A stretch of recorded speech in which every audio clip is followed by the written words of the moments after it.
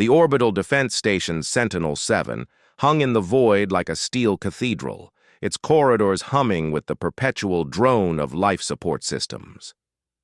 James Chen stood in the central armory, watching his reflection fragment across the polished surface of his combat exosuit, the pride of human engineering designed to withstand plasma fire, kinetic strikes, and the crushing vacuum of space itself.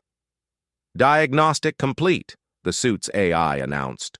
"All systems nominal. Reactive plating at 100% integrity." James ran his hand across the chest plate. The armor was a masterwork of metamaterial engineering. Each hexagonal scale contained billions of nano-actuators that could redistribute impact force across the entire surface in microseconds. It had been tested against railgun slugs, shaped charges, even direct asteroid impacts in controlled environments. Nothing short of a tactical nuclear device could breach it. "You're admiring yourself again," Liana's voice cut through his thoughts. He turned to find her leaning against the doorframe, arms crossed. Dr. Liana Okonkwo was the station's xenobiology specialist, brilliant, frustrating, and utterly unconcerned with military protocols. Her dark eyes studied him with that peculiar intensity she reserved for specimens under her microscope.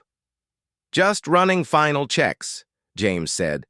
"The Krell fleet will be in range within 6 hours. Yes, I've read the briefings." She stepped into the armory, her movements precise despite the station's low gravity. "Tell me, Commander, has anyone actually field-tested this armor against Krell bioweapons?" "The simulations." "Simulations." She smiled, but it didn't reach her eyes.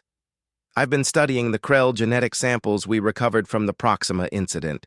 Their technology isn't like ours, James. It doesn't follow our physics." "Biology follows physics," he countered. "Everything follows physics." "Does it?" Liana approached the suit, her fingers hovering millimeters from the surface.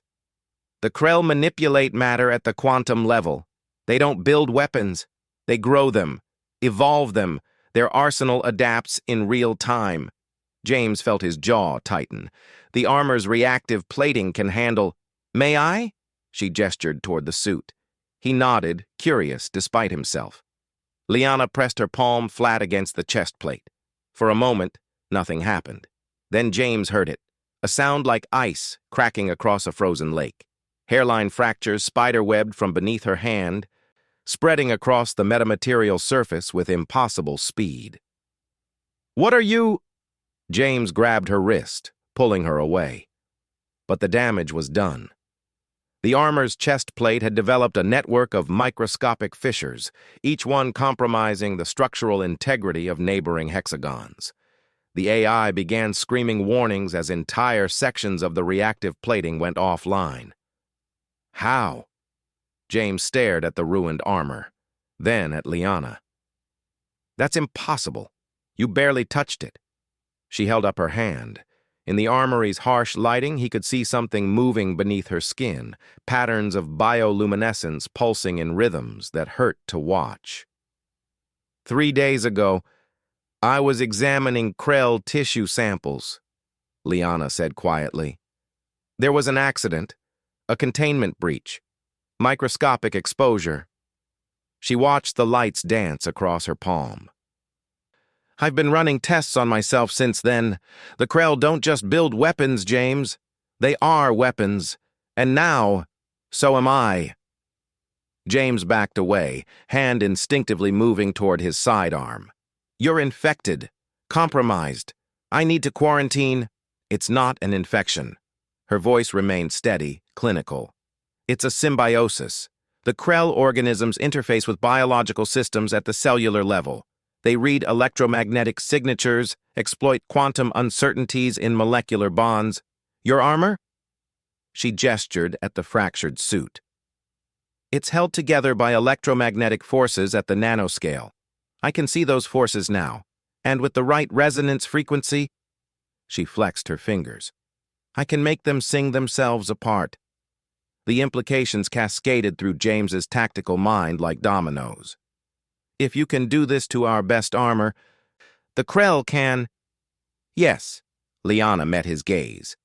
Every defensive system we've built operates on the same principles.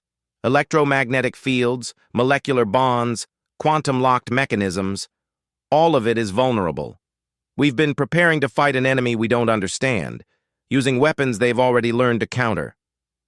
James felt the deck plating solid beneath his boots, heard the station's systems maintaining their regular rhythms. Everything seemed normal, but he was standing in a universe that had just revealed itself to be far stranger and more dangerous than he'd imagined. "Why tell me?" he asked. "Why not go straight to command?" "Because command will panic," Liana said. "They'll try to weaponize me or kill me or both. But there's another option." She turned toward the viewport, where stars burned in the endless dark. The Krell symbiotes are biological computers, constantly processing and adapting. If I can learn to communicate with mine, understand its language... She paused. "We might be able to negotiate." Negotiate with an invasion fleet? Negotiate with a species that thinks in dimensions we're just beginning to comprehend. Liana's reflection ghosted across the viewport's surface. "We can't beat them with armor and weapons, James, but maybe, just maybe, we can talk to them." Outside, the stars wheeled in their ancient patterns, indifferent to the dramas of evolved matter struggling to understand itself. And somewhere in the dark between those stars, the Krell fleet drew closer, carrying with them questions humanity had never thought to ask.